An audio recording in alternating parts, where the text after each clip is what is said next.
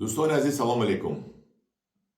شام 22 اکتبر سال 2025 می باشد و این بیگاه با دیدن شما برای تماشای شما سه نمود نوک خارجی، نوک خودمون نهایی، نوک خودمون زور زورش بد میپزد و انار ایران رو آوردم، انار خانه خودم. انار رو یک نوع دیگر میکنیم. حاضر درباره نوک گام میزنیم. همدوران عزیز، همین نوکایی که من به شما پیشنهاد کرده بودم تقریبا 20 روز پیش از حصار چینده نشان دادگی بودم به شما. از درختش آورده خانه مونده، ایران رفته، برگشتم. من از ایران شب آمدم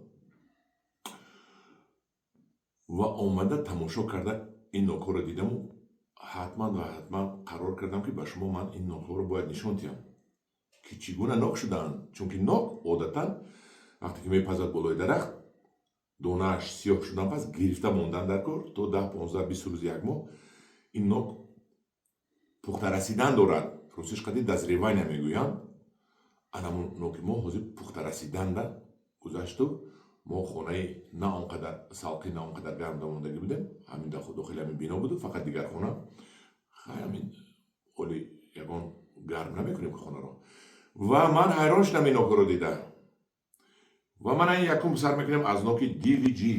این نوک بینه چخل شده است. این سبز بود وقتی من چیندم.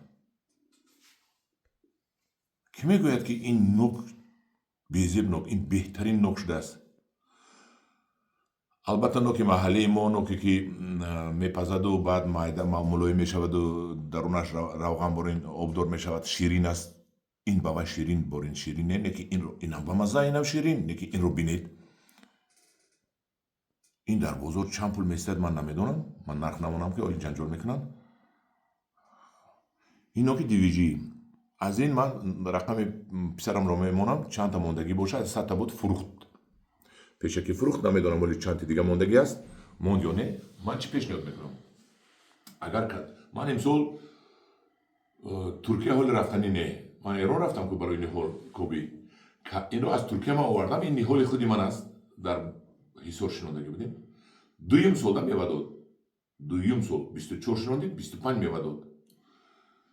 و کدام اگر از همین نوک، یعنی که در زمین های گرد اطراف شهر دوشنبه میشد از همین نوک 5 گکتار و 6 گکتار و 10 گکتار کند با من در تماس براید.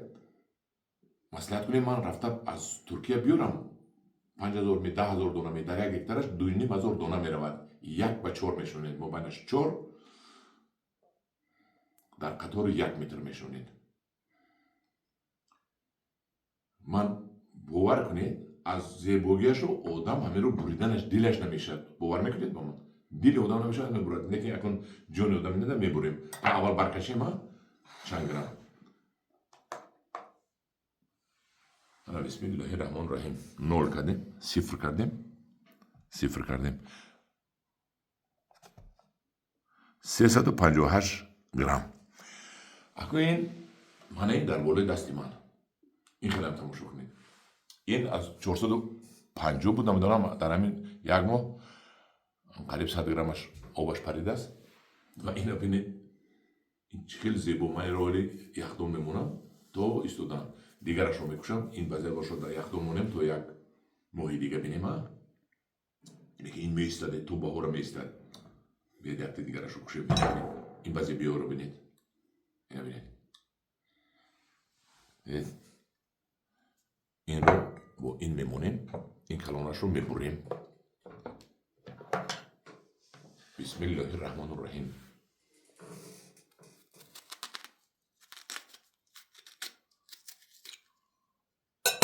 و ناشپاتی میگوین، من چی میگوین؟ مو لایمک نمیشود. این مو لایمکی که آبش چک چک چک چک چک چک چک ریزد این مخل نمیشود. داخلش رو بینید. نوک DVG. افسوس که امسال من از ترکیه نمیبرم چون که قیمت میغلطد. یک ماشین پولش 13000 سومون میگیرن. 13000 دلار میگیرن دوری بعد.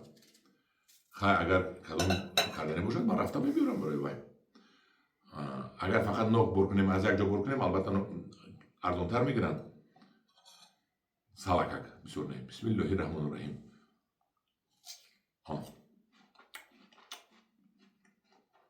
قرص میکنه در زیر دندان.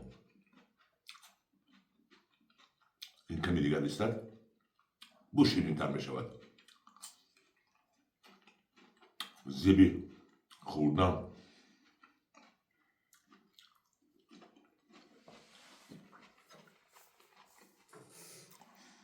زیبی در سرخان، زیبی بزرگ، زیبی خرید کردن، زیبی معرکه. اینا بینید.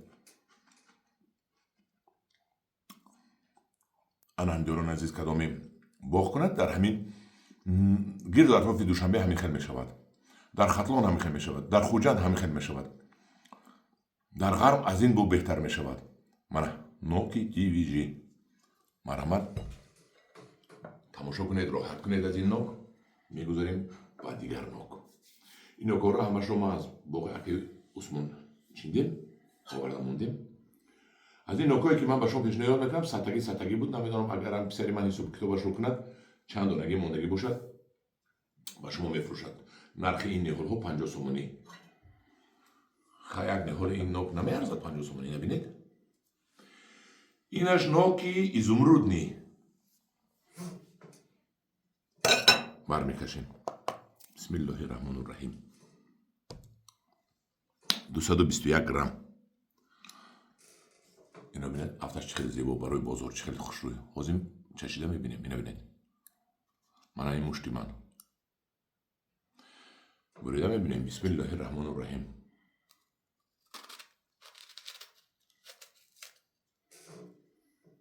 داخلش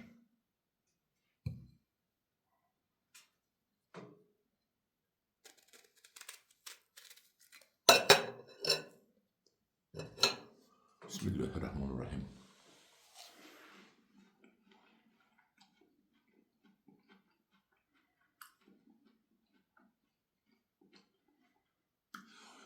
این نوکی که تایی دندانتون کم کم خون برای میبید که نکی بد نیست میشد. شیرینش به این نمیبروید لیکن بزرگی بود است. بعد اینا میستن تو بهار میست. اگر طرف کوهستان باشد اونجا هم برخانهاشون سلخین که میمونن تو بهاره میستد. این زیبی بزرگ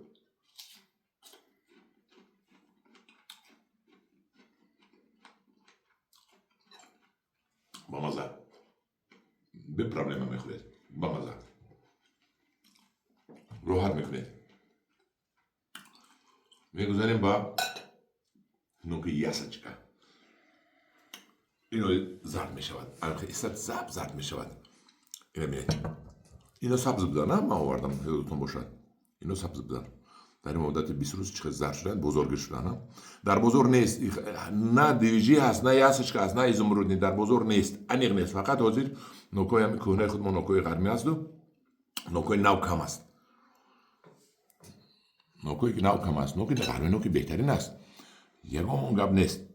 لیکن با من نوکای بزرگی اینو انا این نوکو اگر روسیه رود میدونه با چقدر نرخ قیمت میرود یا قزاقستان خارج رود بوله ترازو میمونه. نوکی یاسچکا رو و یاسچکا این مایدهشو گرفتم. کلون بود. بیت کلونشو مونیم ها. سبزشو مونیم.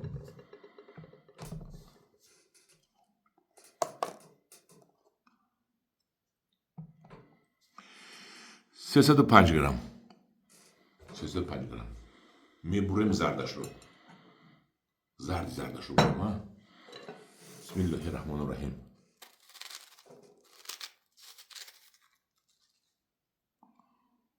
نهایت زرد. تا اینجا زدش بگیدم و زدیم اینجا رو زدگیم.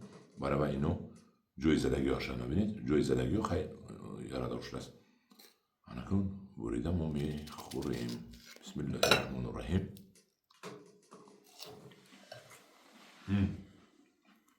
امسال عبدال بهترین نوک شیرین این همون نوکه که آواش ادهاناتان رو خیلی میگذد آب میریزد که و شیرین این نوکو خیلی شیرینه. این نوکو تایی دندان قرص میکند که انم خیلی شیرینش از وای کم همون نوشباتی نوک غر میگم زرد است که همون برید شیرینش و همسور شیرینی که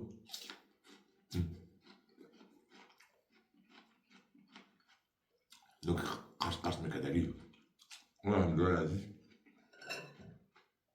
دوستان عزیز اویدی سه نمود نوک من به شما اخبارات دادم که نوک های بزرگیر کدامی بیزنس کردنی باشد انا این نوک نه اصلا نگاه بیناشون و این اگر در تک پیوندی با 29 شنونید در یک هکتار 2500 دانه می رود 100 دانه با 2500 دانه می رود هر یک 2500 شما 10 کیلوی بسیار نه 10-20 کیلوی می بندد این یک میدونید 50-60 تانه ممکن گیره من حساب کتاب نکردم از اسم گفتم همین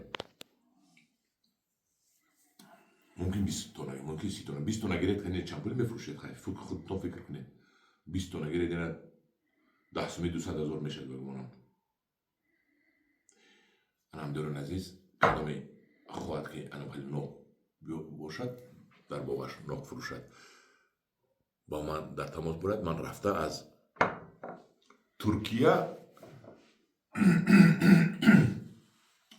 بور کرده خرید کرده ببینم اگر معقول شد باشد یک لای مونید یک پدلیتسه کنید سخن قبیه نگوید بچه که در کل من گبی گنده نگفتم کن